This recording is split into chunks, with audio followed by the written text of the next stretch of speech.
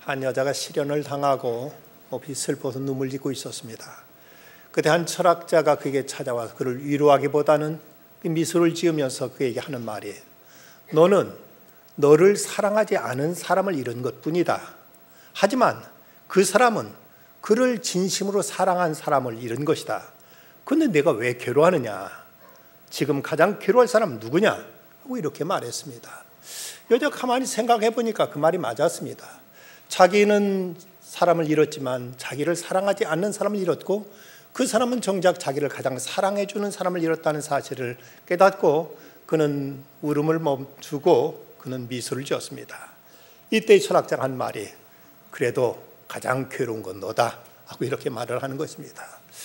여러분, 때로 우리들의 삶에는 그야말로 초대받지 않은 손님처럼 이런저런 고난이, 슬픔이, 고통이, 아픔이 우리에게 찾아와서 우리들의 삶을 송두리째 뒤흔들어 놓고 우리를 하여금 견딜 수 없는 좌절과 절망에 빠뜨릴 때가 있습니다. 어느 영화에 보니까 영화 마지막 자막에 그런 글귀가 떠 있는 것을 보았습니다. 이래저래 슬픈 것은 산다는 것이다. 어쩌면 인간이란 존재는 이 땅 태어나서 울면서 태어나서 세상 울음을 남기고 떠날 만큼 늘 고통과 아픔의 연속이 인간의 실존이 아닌가 하는 이런 생각도 갖게 합니다. 왜 우리에게 이런 고통이 찾아와야만 되는가? 인간에게 이런 고통과 고난이 있는 이유는 무엇일까? 몇 가지 그 이유를 찾아보면, 먼저는 우리는 인간이라는 몸이라는 이런 육체를 지니고 있기 때문에 이런저런 한계에 갇혀서 살면서 우리는 고통을 느끼게 됩니다. 창세기 8장 22절 말씀 보면, 땅이 있을 동안은 심음과 거둠과 추위와 더위와 여름과 겨울과 낮과 밤이 쉬지 아니하리라는 말씀이 나옵니다. 우리는 이런 자연 환경에 의했을 때는 추위도 더위도 느끼고, 또 우리는 육체를 지니고 있기 때문에 먹어야 되고, 또 우리는 이제 신진대사가 이루어져야 되는 모든 인간의 그 한계, 이로 인해서 때로는 우리는 생로병사라는 이런 고통을 안고 살아가는 존재입니다. 또 하나 이유를 찾자면 어떤 도덕적인, 율법적인 이유를 생각해 볼 수가 있습니다. 날 때부터 소경된 사람을 보고 제자들이 물었던 질문은, 주님, 이 사람이 맹인으로 난 것이 누구 죄니까? 자기 죄니까? 자기 부모의 죄니까? 하면서 모든 문제를 인간의 어떤 그 행위, 인간이 심은 씨앗에 의해서 거두는 것으로 이렇게 저들은 생각했습니다. 좋은 일이 있는 것은 좋은 일을 했기 때문에 좋은 결과가 나오는 것이고, 나쁜 결과가 있다면 이거 무엇인가? 나쁜 일을 했으니까 거기에 대한 업보로 이런 일이 나타난다. 그래서 하나의 어떤 도덕적인 이런 이유에서 사람들은 이런 고통의 문제를 다루기도 했습니다.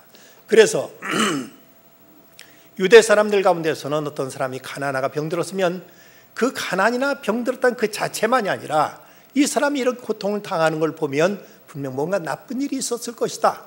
그래서 약한 사람들을 무시하고 멸시하는 이런 일들이 없지 않아 있었습니다. 또 하나의 이유를 생각해 보자면 신의 섭리를 우리가 이해할 수가 있을 것입니다. 욥은 그 고난 속에 하나님을 베풀이져 기도하다가 그런 깨달음을 그런 고백하기에 이릅니다. 나의 가는 길 오직 그가 아시나니 주께 나를 단련하신 후에 내가 정금같이 나오리라. 신의 섭리 속에서 이루어지는 하나의 훈련, 하나의 연단으로 이렇게 고난의 의미를 해석하기도 합니다. 우리는 미처 다 알지 못하지만 과거와 현재 미래를 내다보시는 신이 우리의 유익을 위해서, 우리에게 보다 나은 내일을 위해서 오늘 우리를 훈련하시고 연단하시고 빚어 계시는 과정 속에 우리에게 고통이 있다는 것입니다. 손턴 와일더가 쓴 산 루이스 레이 달이라는 이런 소설이 1920년대 발표되었습니다. 여기서 다루고 있는 이야기는 페루의 한 마을에 줄다리가 있는데, 그 줄이 끊어짐으로 인해서 그 다리를 건너던 5명이 그만 추락해서 사망에 이르는 이런 사고가 있었습니다. 이 사고에 대해서 그 지역에 있던 한 가톨릭 신부님이 몹시 여기에 대해서 큰 의문을 품고 여기도 깊이 이제 관찰을 합니다. 그 5사람의 그 삶을 족적을 찾아봤더니 그들이 지금까지 살아오면서 나름대로 이제 살아왔던 삶 속에서 열심히 살아왔고, 그리고 이제는 삶의 어떤 새로운 전환기가 필요하다는 이 시점에서 모두 저들이 죽음을 맞이했다. 그래서 어쩌면 저들은 이제 죽을 때가 돼서 죽은 것이다 하는 이런 결론을 내리게 됩니다. 그런데 존슨 와일더는 자기가 써놓은 이 소설에 대해서 만족하지 못하고 40년 후에 또 다른 책을 쓰게 됩니다. 그것이 바로 The Eighth Day라는 제8일이라는 이런 글을 쓰게 됩니다. 거기서 그는 한 불행한 사람의 삶을 이제 다루면서 그 나중에 그의 삶이 해피엔딩으로 끝나는 과정을 그리면서 그가 나중에 마지막 장면에서 보여주는 것은 하나의 커다란 금실로 술을 넣은 수트를 보여주는 것입니다. 이 수트의 뒷면을 보면 온통 실이 빨갛고 노랗고 까맣고 하얗고 금색 온갖 색들이 얽히고 설켜 있는데 수트를 뒤집어 놓고 보면은 거기에 아름다운 그림이 새겨져 있는 이 모습을 보여주면서 우리의 인생에 미쳐 우리가 다 설명할 수 없는 여러 가지 복잡한 일들로 얽혀져 있지만 그러나 이것도 신의 섭리 속에 바라보면 여기에 분명 신의 아름다운 뜻을 이루기 위한 하나의 과정이요 하나의 프로세스일 뿐이라고 이렇게 얘기하고 있는 것입니다. 그렇습니다. 우리는 미처 다 알지 못하지만 우리가 겪고 있는 현실 속에서 하나님의 깊은 뜻과 섭리가 있음을 우리는 믿고 기대합니다. 그런데 때로는 하나님의 섭리를 믿는다고 하지만 어떤 경우는 똑같은 비슷한 상황 속에 처했을 때 어떤 사람에게는 일이 긍정적인 결과로 나타나기도 하고 또 어떤 경우는 부정적인 결과로 나타날 때 과연 하나님의 섭리는 어디에 있는가 하는 이런 문제 속에서 오늘의 현실을 우리가 다 풀지 못하는 고민과 갈등이 우리를 괴롭힐 때도 있습니다. 사도행전 12장 오늘 본문 말씀 보면 여기에 이제 야고보의 순교 이야기 그리고 베드로의 투옥과 추록에 대한 이야기가 나옵니다. 이미 그 전에 스데반의 순교일로 인해서 예루살렘 교회에 핍박이 있었습니다. 그런데 그 처음 핍박은 예루살렘 교회 안에서도 헬라파 유대인들을 향한 박해였습니다. 그래서 예루살렘 교회 안에 있던 헬라파 유대인들이 세계 각지로 뿔뿔이 흩어져 버리게 되고 맙니다. 그런데 이제 헤롯은 그것을 만족하지 못하고 이 교회의 기둥과 같은 야고보를 잡아다가 그를 순교시켜 버리고 마는 것입니다. 이 때문에 온 유대인들이 이걸 보고 기뻐하고 좋아하니까 이제는 교회의 머리라고 할 수 있는 수장과 같은 베드로까지 잡아다가 그를 이제 무리들 앞에 내놓고 그도 이제 참수하려는 이런 계획을 세우게 된 것입니다. 자, 여기서 우리가 참 이해할 수 없는 것은 분명 같은 사도요, 같은 주님으로부터 사랑을 받았던 수제자였던 야고보, 그는 왜 하나님께서 그 생명을 거둬가셨고 베드로는 오늘 결과에 보면 천사까지 동원해서 그의 생명이 살아나는 이런 이제 그 결말을 보게 됩니다. 하나님의 어떤 깊은 뜻이 있길래 이렇게 결과가 다르게 나타나는가 하는 이런 문제로 우리는 고민을 하게 되는 것입니다.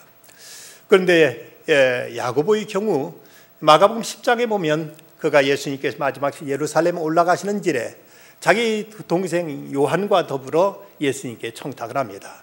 주의 나라 임하실 때 하나는 주의 우편에 하나는 주의 좌편에 함께 해주십시오. 그자 이때 예수님이 하셨던 말씀은 너희가 구하는 건 알지 못하는도다. 내가 마시는 잔을 너희가 마실 수 있으며 내가 받는 세례를 너희가 받을 수 있느냐 하고 이렇게 물으시니까 예, 할 수 있나이다 하고 이렇게 대답해 버립니다. 그는 미처 이것이 무엇을 의미하는지 몰랐지만 예수님이 마시는 잔은 곧 십자가의 고난이었고 예수님 받으신 세례는 바로 죽음의 잔이라는 이 세례였던 것입니다. 여기서 야고보는 이것이 그 의미를 미처 모르고 덜컥 대답했지만 어쨌든 그 예언처럼 그는 최초의 순교자로서 하나님 앞에 자신을 제물로 바치는 이런 영광스러운 죽음을 맞게 되었습니다. 그런데 왜 여기서 이제 베드로와 그리고 예루살렘 교회가 베드로가 투옥되는 이 고난 앞에서 저들이 이제 대처했던 방법을 통해서 오늘 우리에게도 때로는 전혀 예상치 못하게 때로 전혀 우리들이 이제 무슨 이유로 이런 일이 닥치게 되는지 모르는 이런 불가이한 상황에서 닥치는 고난의 의미를 어떻게 우리는 해석하고 어떻게 우리는 여기 대처할 수 있을 것인가 하는 그 몇 가지 방안을 우리는 배울 수가 있습니다.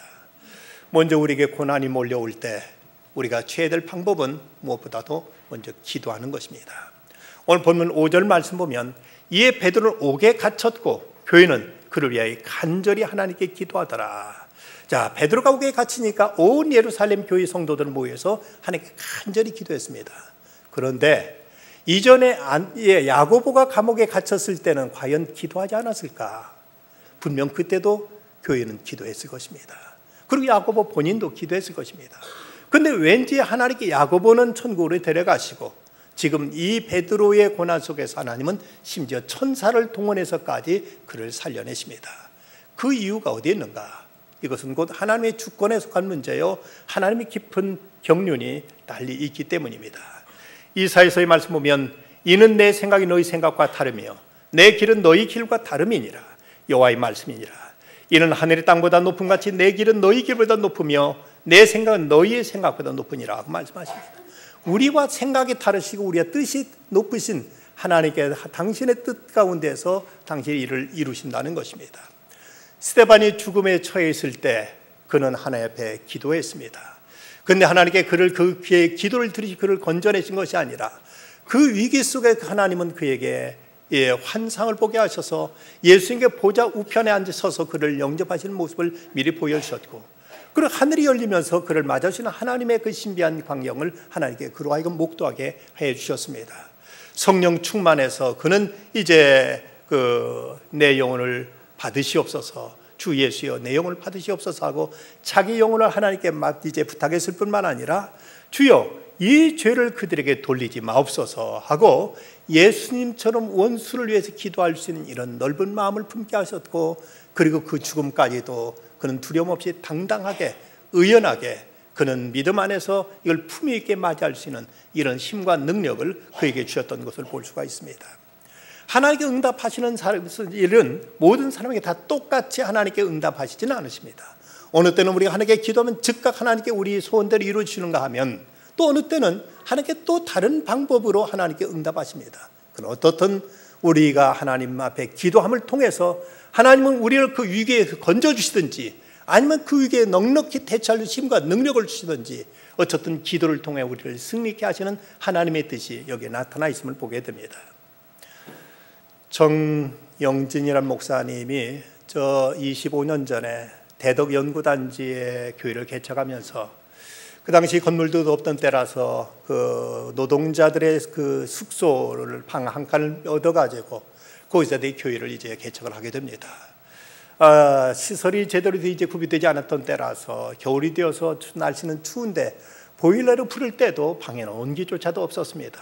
어느 때는 연탄 난로를 방 안에 들여놓았더니 자다가 일어났더니 연탄가스가 온 방 안에 가득 차가지고 이제 한겨울에 창문을 다 열고 막 옷을 벗어서 공기를 이제 환기시키면서 겨울을 나기도 했습니다.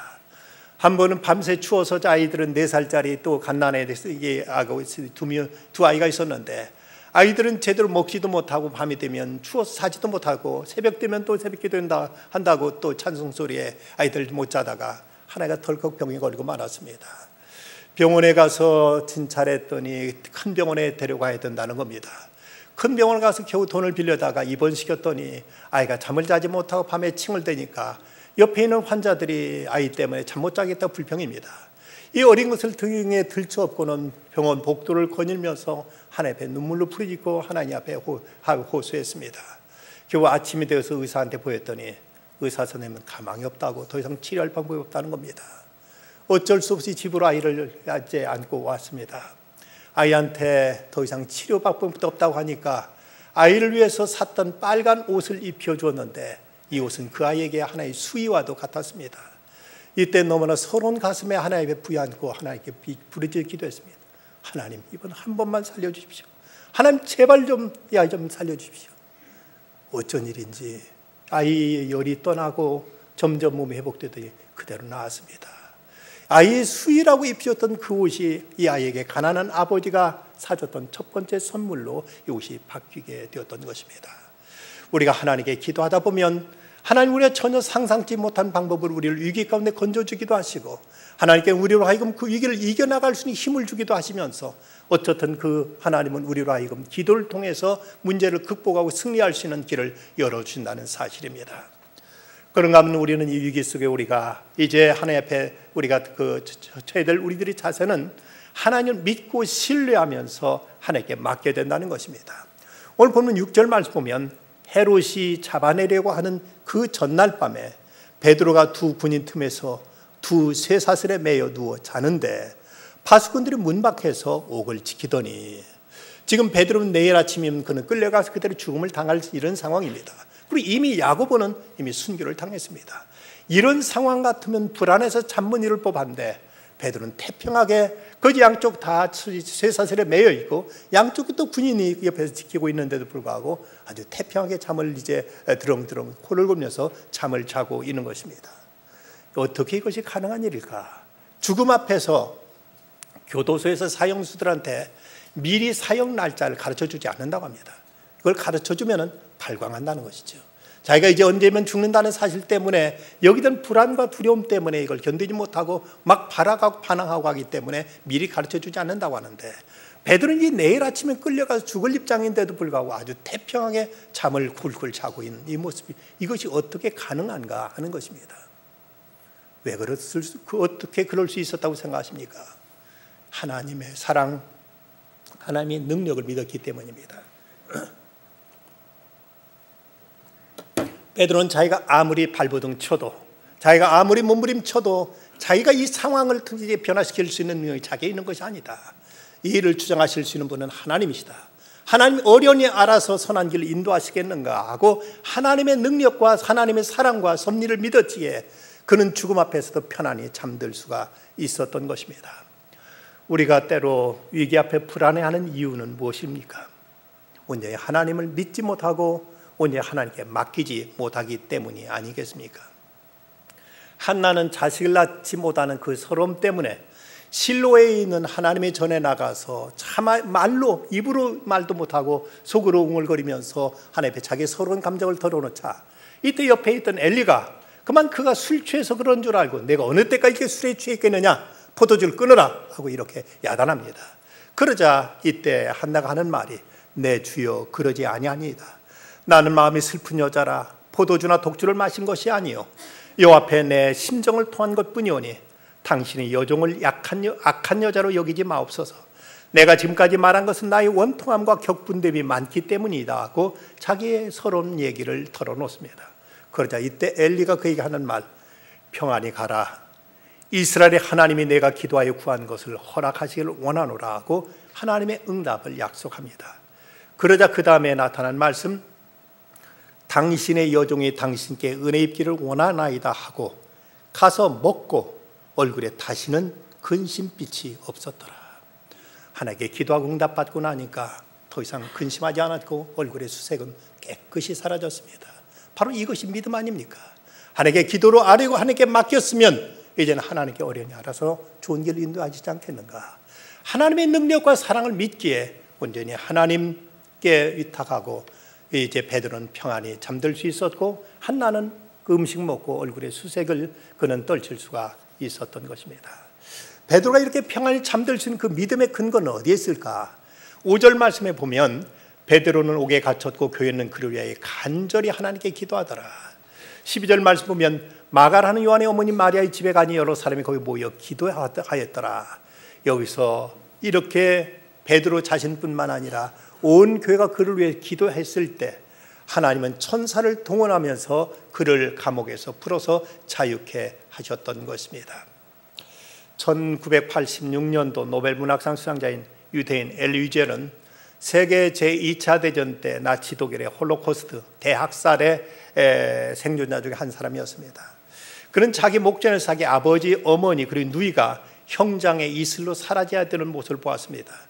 그런데 자기의 가족의 죽음 이상으로 그에게 더 견딜 수 없던 충격적인 사건은 13살 된 소년이 그 수용소에서 탈옥하려다가 이제 이것이 미수에 그친 이 한 가지 이유 때문에 온 모든 거기에 있는 이제 수용소에 갇힌 수용자들 보는 앞에서 교수대 목이 메어가지고 무려 30분 이상 발악하며 발광하며 죽어가는 모습을 직접 눈으로 보게 됐을 때 눈은 붉어져 나오고 팔다리는 벌벌 떨면서 그에게 피가 쏟아지는 모습을 보면서 그때 그런 절규하기를 하나님 당신은 지금 어디 있습니까? 하고 그런 부르짖어 외쳤습니다.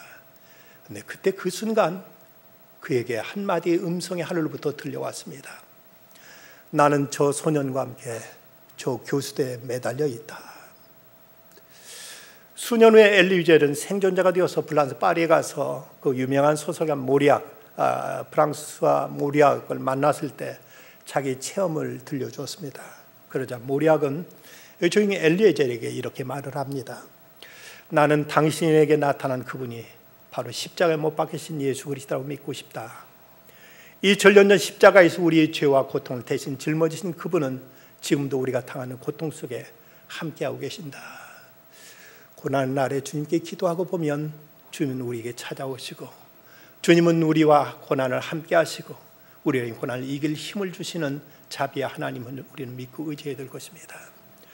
유명한 크리스찬 시인 애니 존슨 프린트는 그의 시 가운데 그러나 하나님은 But God이라는 시를 썼습니다. 나는 모르지만 그러나 하나님은 아신다네.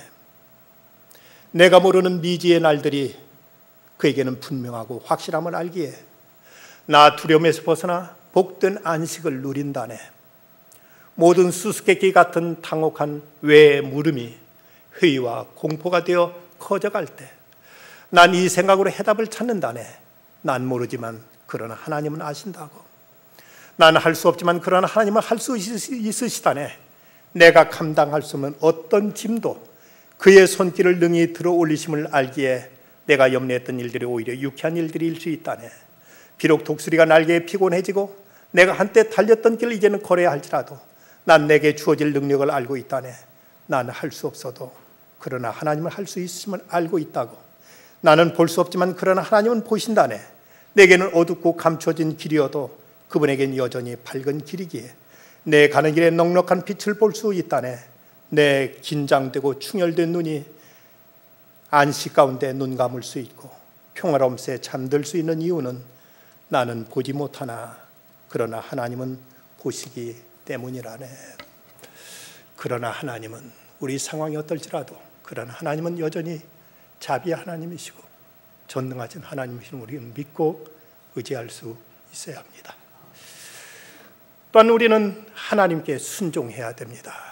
오늘 8절과 9절 말씀 천사가 이르되 띠를 띠고 신을 신으라거늘 베드로가 그대로 하니 천사가 또 이르되 겉옷을 입고 따라오라 할세 베드로가 나와서 따라갈세 천사가 하는 것이 생신 줄 알지 못하고 환상을 보는가 하더라. 이렇게 베드로가 굴굴 잠들고 있을 때 천사가 와서 그의 착고에 채인 쇠고랑을 풀어주고 일어나라 나가자 하고 이제 베드로를 깨워서 데려 나갑니다. 베드로는 지금 이 꿈인지 생신인지 모르고 그는 응급결에 그대로 따라 나가고 있습니다. 만약 그때 베드로가 당신 누구요? 내가 왜 지금 여기 나가야 돼요? 나가면 일이 어떻게 되는 것이요? 하고 꼬치꼬치 물어서 따졌다면 과연 그 상황이 어떻게 됐겠습니까? 지금 어떻게 되는 일인지 아무것도 몰랐지만 이것이 하나님의 손길이요 하나님 보낸 천사임을 믿고 그대로 순종하고 그대로 묵묵히 따라 나가는 베드로의 모습을 우리는 배워야 될 것입니다. 요즘은 합리적인 사고의 시대, 모든 게 이성으로서 모든 게 판단되고 모든 게 납득돼야만 움직이겠다고 사람들은 생각합니다. 그러나 아버지가 이르는 말씀을 자식이 꼬치꼬치 다 묻고 따지고 다 모든 것을 이유를 단다면 언제 한 번인들 아버지 말씀에 순종할 수 있겠습니까? 자식은 아직 모르기 때문에 부모가 하는 말씀이 이것이 자기를 위한 말씀인 줄 알고 그 말씀을 믿고 따르다 보면 그 어느 날 깨닫게 될 날이 오지 않겠습니까? 유대인들에게 오늘 이제 돼지고기를 왜 먹지 않는 이렇게 맛있는 돼지고기를 왜 안 먹느냐고요. 묻자 한 유대인이 그렇게 대답하더라지요. 모른다. 하나님이 먹지 말라고 하셔서 안 먹을 뿐이다. 지금은 모르지만 먼 훗날은 알게 될 것이다. 하나님 말씀들을 우리가 다 이해하고 따르는 것은 아닙니다. 다 모든 걸 우리 이성적으로 납득이 가고 모든 것을 다 헤아릴 수 있다면 하나님의 이성적인 수준이나 우리의 이성적인 수준은 동일할 수밖에 없습니다. 그러나 우리는 피조물이고 그분은 절대자이시기에 미처 하나님이 하시는 말씀의 뜻을 우리가 다 알지 못하고 깨닫지 못할지라도 그분의 주권과 능력과 사랑을 믿고 그분의 말씀 앞에 순종해 나가게 될 때 어느 날 하나님의 말씀하신 바 그 깊은 뜻을 헤아릴 때가 올 것입니다. 어거스틴은 말하기를 믿음은 보지 못하는 바를 믿고 그 결과로 믿는 바를 보게 한다고 했습니다. 믿고 나가다 보면 믿음으로 보지 못하던 것들이 이제는 믿음으로 볼 수 있게 되는 이런 결과로 나타나게 될 것입니다. 조그만 나무를 토막을 가지고 한 그 조각가가 사정없이 이것을 깎고 파고 구멍을 뚫고 합니다. 이 나무는 견디지 못해가지고 아픈데 왜 이렇게 나를 괴롭히느냐고 제발 나 좀 내버려 두라고 막 이제 고함을 지릅니다. 그러자 나중에 이 나무를 파던 조각가가 이런 말을 하는 것입니다. 이 어리석은 나무 조각아, 내 속이 텅 비고 내 몸에 구멍이 뚫리지 않는다면 너는 영원한 그저 보통 나무 조각일 뿐이다. 그러나 내가 너희 몸을 이렇게 흠집내고 다듬을 때 비로소 고운 목소리를 내는 피리가 되는 것이란다. 조금만 더 참아라. 난 너를 해치려는 것이 아니라 널 귀한 작품으로 만들려는 거란다. 바로 하나님께서 베드로를 그에게 일일이 설명하지 아니하시고 끌어내셔서 그는 너는 더 해야 될 일이 있다. 너는 이제 나를 위해서 이 땅의 교회를 위해서 해야 될 사명이 있다. 그러니 너는 나와야 된다. 이런 뜻 가운데서 하나님은 천사를 보내서 그를 끌어내셨고 베드로는 순종하고 나왔을 때 그는 헤롯의 그 죽음의 위기 앞에서 벗어날 수가 있었습니다. 우리가 고난당할 때 우리를 위해서 기도해 주는 교회가 있고 믿음의 형제가 있다는 것은 우리에게 한없는 축복입니다. 베드로는 옥에 갇혔고 교회는 그를 위해 하나님께 간절히 기도하더라. 우리를 위해서 기도해 주는 성도가 있다는 것, 우리를 위해서 기도해 주는 교우들이 있다는 것 얼마나 우리에게 큰 축복의 특권입니까? 그런데 어떤 경우는 아무개가 이렇게 어려움 속에 있습니다. 위해서 기도합시다 하고 이렇게 목사가 이제 부탁을 하면 많은 분들을 그를 위해서 함께 기도하지만 그렇다면 모든 분들이 같이 그를 위해 기도하는 것은 아닙니다. 왜 그럴까? 어쩌면 그 고통당하는 그분이 평상시에 다른 일을 해서 기도해 본 적이 없었고 다른 사람의 어려움에 한 번도 돌아본 적이 없어서 그래서 기도할 어떤 의욕이나 기도할 관심을 불러일으키지 못한 경우가 있기 때문입니다.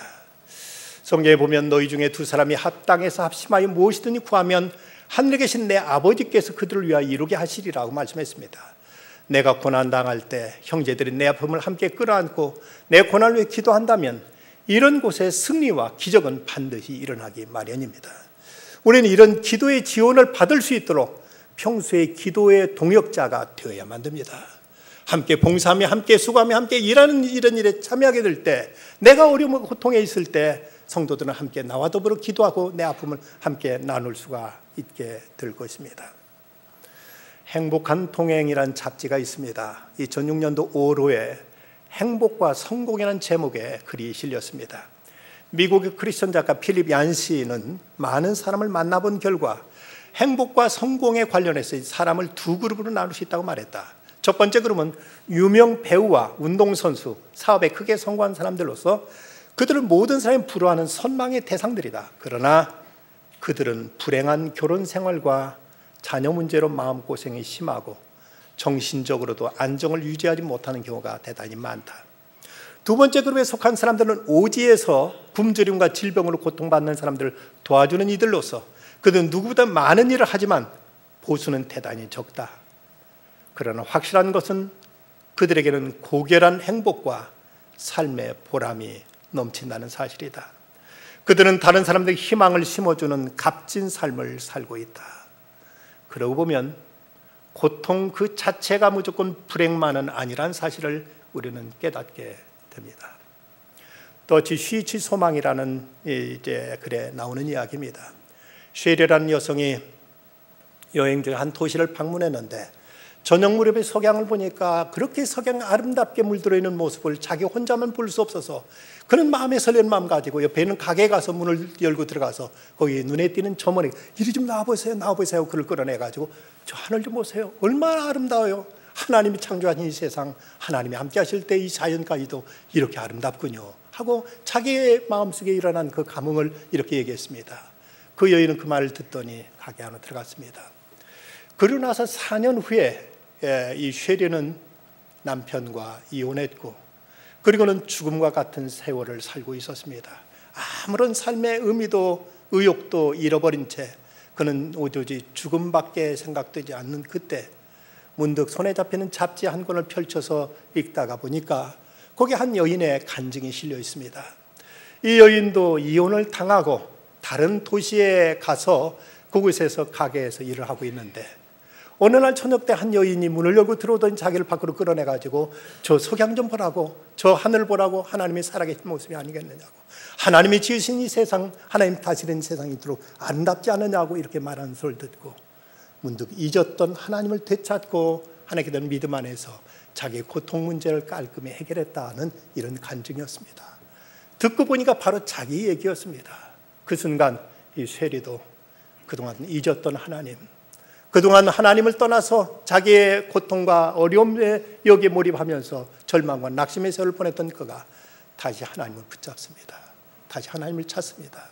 그리고 하나님은 저문을 고통을 이기게 해줬던 것처럼 이 쇠리에게도 이 고난을 이길 수 있는 은혜를 베풀어 주셨습니다. 오늘 구약의 말씀 여호와의 말씀이니라. 너희를 향한 나의 생각 내가 하나니 평안이요 재앙이 아니라 너에게 미래와 희망을 주려는 것이니라. 너희가 내게 부르짖으며 내게 와서 기도하면 내가 너희들의 기도를 들을 것이요 너희가 온 마음으로 나를 구하면 나를 찾을 것이 나를 만나리라 말씀했습니다. 고난 속에서도 하나님께 기도했더니 하나님은 천사를 보내셔서 역사하셨습니다. 우리 앞에 이런저런 고난이 찾아옵니다. 고난 앞에 우리는 하나님의 신실하심을 믿고 기도하고 의지하며 순종해 나갈 때 그는 우리로 하여금 넉넉히 고난을 이길 수 있는 힘을 주시고 우리를 승리케 하실 것입니다. 기도하십시다. 자비로우신 아버지 하나님, 어려운 때 어려움 속에서 눈물 짓는 많은 이들이 있습니다. 주님 찾아오셔서 저들의 눈에 눈물 닦아주시고 하나님이 고난 속에 낙심할 주저앉지 않고 기도로 부르짖고 하나님 앞에 아뢰며 하나님께 맡기고 신뢰하며 하나님 앞에 순종해 나가는 중에 이 모든 걸 통해 합력할 선을 이루시는 하나님을 만날 수 있게 해주시고 믿음으로 승리하는 모든 교우들 다 되게 해주시옵소서. 예수님의 이름으로 기도드리옵나이다. 아멘.